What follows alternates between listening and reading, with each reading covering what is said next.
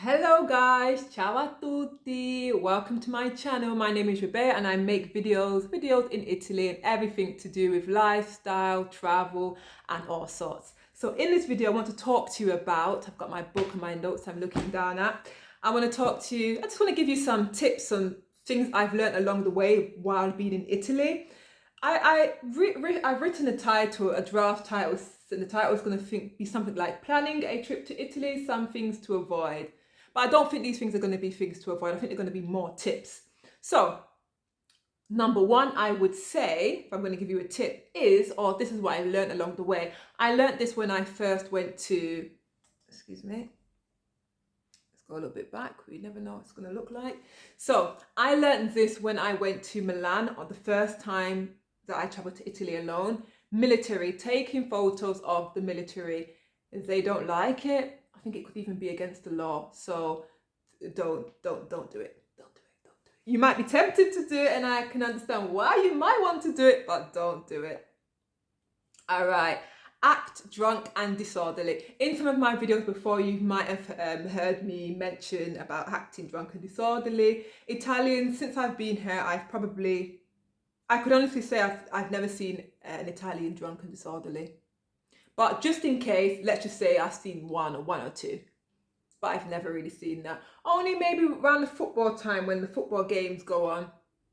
And it's two teams against somebody. Maybe it was like an Eastern European team against Italy. Could have been Juventus game, and I saw somebody drunk on the bus drunk, and it turned out they wasn't even Italian. So you just don't really see it, and if there is somebody doing it, they stand out like a sore thumb. You can see them. It's very obvious because it just doesn't really happen. So try to avoid that because you will be looked at. Okay, don't forget to validate your ticket. Tip 3. Don't forget to validate your ticket on the train. You can validate it a lot of the time on the station platform. They have like a validation machine there where you can and validate it. So in a lot of places, that's where you validate the ticket before you get onto the train. So don't forget that. If not, read around, or the station that you're going to go to first. Make sure you research that station, and just to see first. If not, because the ticket conductor generally will will walk around and check your ticket at the station. While you're on the train. Okay, forget to validate. Sitting down to drink a small coffee. Remember, if you're sitting down to drink a small coffee, sometimes in a lot of places you will get charged for it. Italian style, the lifestyle here is that they don't really sit down. It's not really the culture here to sit down and have a coffee. They normally sit at the bar and boom, drink, and they go. Whereas I know us Brits, we like to sit down. Brits like to sit down and, savor the coffee, make it a social event, talk and have a good time. But not every place you can do that. Also in England, it's not every place you can do that too. But just be mindful of that, because sometimes the charge just doesn't make sense. I once went to Milan. We went to Milan last year, and we went to buy an ice cream, and basically the girl in the coffee shop said to us, look, this is a tourist part. It just doesn't make any sense for you to sit down to eat ice cream because the service charge is crazy. So we didn't. We took our advice and we took our money somewhere else. Yeah, this follows on from that point. Co-working spaces. Like I said, the culture is different here. Italians drink the coffee and go, whereas in England, the UK, I would say, people, you can study. It can be like what do you call it? Working space, a working hub, where you can go to a coffee shop, plonk your things down, and you can work for a couple of hours there without no problem. It's not really a thing here to do that, and I notice here that they will put signs down in some of the coffee shops that you can do that in. They'll put signs down and say on weekends you can't do any studying. The weekday you can study from maybe the morning until 5 o'clock, or they have their periods of time where you can study or do other things, because they don't really take up the space. I understand that, but this is why I like Starbucks, because Starbucks you can go in and you can sit down, you can study, and you can do whatever you want to do. So maybe if you just be mindful if you can study, because I don't know. No one's ever said to me that I couldn't study in there, but I don't in general. I don't really overstay my time. If I buy a €1 coffee, I don't expect to stay somewhere for 2 or 3 hours. I just don't expect to do that anyway. I'll probably stay for maximum of like 30 minutes if I was to drink a coffee. But in Starbucks, somewhere like that, of course, I would take my time and have a good old time in there, and buy a coffee. But then I would definitely probably no. Let's leave it like that. I don't know what I'm talking about. So that's another one. Just be mindful of that. All right. Don't plan on eating early when you come here. If you're a Brit, don't plan on eating early when you come here. We eat quite late. We generally eat around 8:30 at night. That's the earliest we eat, 8:30. So it's quite interesting eating at that time, because to me it's a little bit like because you eat and then your body, to me, doesn't seem like you have enough time to digest the food, and then you go and you lie down in bed soon after, and then there could be a problem. But for me, I'm a night owl, so I have a longer period of time to digest. So you just got to work it out for yourself. I have a longer period to digest my food. But if you're going to bed if you're going to eat at 8:30, for example, and a lot of Italians, they possibly can sit around a dinner table for like 45 minutes to 1 hour. So you can finish, say, for example, 9:30. If you're going to bed at 10:30, for example, maybe you might have a digestion situation going on there where, or you might start to see that, oh, I'm putting a little bit extra weight or something, I don't know, or maybe more heartburn or acid reflux or something can come off that. But you just got to be mindful of that and see if it works for you. All right, next point. Just don't take things personal. I know with customer service, I've mentioned this before, sometimes the customer service can be a little bit like, but I've learned just not to take it personal. And, the way that somebody treats you is often a reflection of the way that they feel about themselves. And that's just what I go with. I just go with that. All right. Holy places like churches and stuff like that, just remember to cover up. If you're going to go out on some excursion, or you're going to go out on a day trip somewhere in and around Italy, always remember to bring your shawl or a scarf or something just to cover up with, just in case you go into a holy place, or keep your legs covered and stuff like that. It's respectful anyway. It's respectful in any religion, in any religious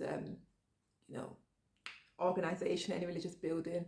I remember I was going to a wedding, and I was wearing a nice pretty red dress, and the lady came over to me. She goes, oh, make sure you cover up your arms, and I was like, okay, all right, calm down, I'm going to cover my arms, I've got a scarf, I'm outside right now. But yeah, so some of them you might get some side eyes if you don't cover. All right. Buses, let's talk about the buses. So on the buses here, the driver doesn't talk. In Turin, I can only speak for Turin, the driver is not like you would expect it. Like in Manchester, in Manchester, we communicate with the bus driver. Okay, we used to buy the ticket on the bus. Oh, can you help me with this? Hello, thank you, goodbye. There's communication going on. Here in Italy, that's not really the rule. They drive the bus, and that's what their job is, to drive the bus, not to take any money, not to buy any tickets. So you have to buy your tickets from before. So now there's apps that you can buy them on, the ticket from. You can buy the ticket from an app, using an app, or you can go to a tabaccaria, something with that blue sign that you'll find, or a station. You can buy your tickets from there. So make sure you buy your tickets in advance, because you can't buy the tickets on the bus. They sometimes have these little machines, that old, very dated machines, but a lot of the time they're very unreliable. So buy your ticket beforehand, because the bus driver can't help you. He might be able to help you with directions or something like that if you were stuck, but it just depends on if you meet a nice bus driver. Right. I made just something about roaming charges. I wrote something about roaming charges there, but that depends on if you are, just traveling in from somewhere just for the weekend or something like that. So just be mindful that, you know, with some networks that you will get charged roaming charges.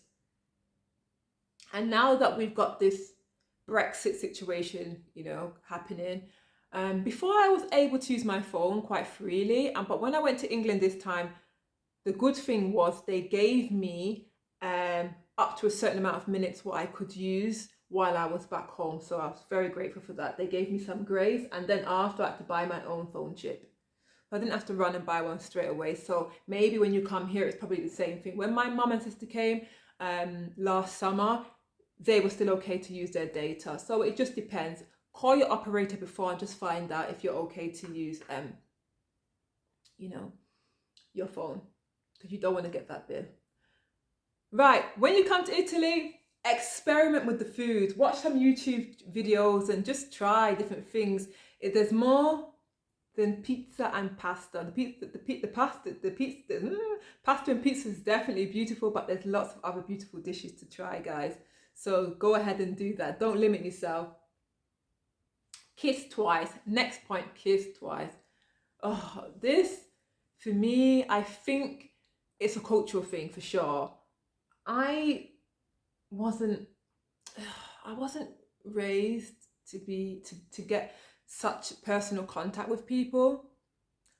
I know that Italians generally don't greet people when they first don't generally greet everybody when they first meet them with a kiss, especially when they first meet. But maybe the second meeting, the third meeting, it's a But it just depends if you feel comfortable with that. And sometimes it can get quite awkward if you don't know what to do. Maybe if you go for a different cheek, or maybe if you go for one cheek, or if you go for a hug and you go for this, if you don't know the customs, it can get quite awkward.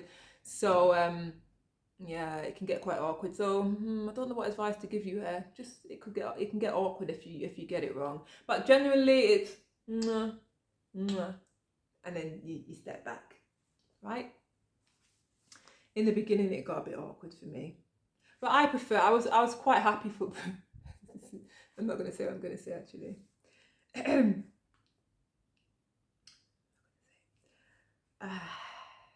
The next point we're going to talk about are greetings.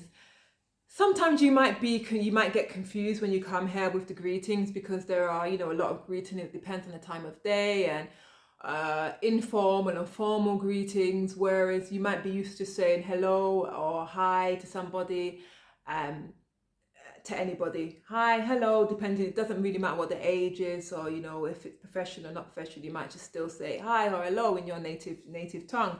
But like I said, here, formal, informal, different times of the day, you know, you remember these things, and some people are quite rigid and quite strict with that.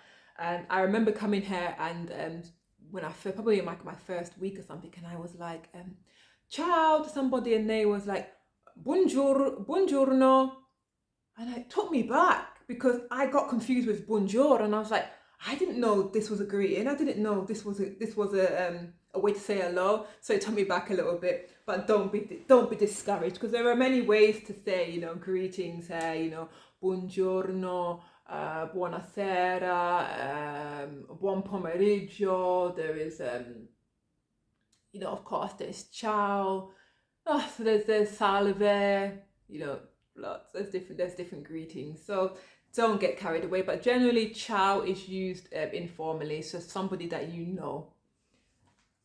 All right, I think I'm coming to the end. Greeting, yeah. So the greetings can be a little bit embarrassing, or you might think it's embarrassing, but the other person just doesn't care. But you're like, oh my gosh, I messed up my Italians there. But don't worry. My next point is, don't expect a big breakfast.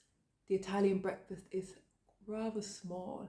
A lot of the time, it consists of a brioche and espresso. I'll link my video here of the Italian breakfast. I go into more detail about it there. Your breakfast might be a little bit more hearty, but here it's light and sweet. Light and sweet, even maybe biscuits and milk, something along those lines. All right, so this is what I really want you to put away, is rushing around, rushing and urgency and impatience, and having things done now, or having things done tomorrow is just something that doesn't really go here. And if you have that mentality, you're going to be quite angry a lot of the time. Yeah. So just bear in mind that you have to have patience. You know, even if you go to the supermarket, have patience. Things might take a bit longer. You know, you might stay in the queues for a little bit longer. You go to the post office, things might take longer there. If you go to a government office, maybe you might have to go back 5 times to do the same thing. So patience is key. You go into a shop, if you're a tourist, for example, and the server takes a long time to come and serve you. Just have patience. There's no rushing, or there's no really urgency. Have patience around food, have patience around eating. Patience.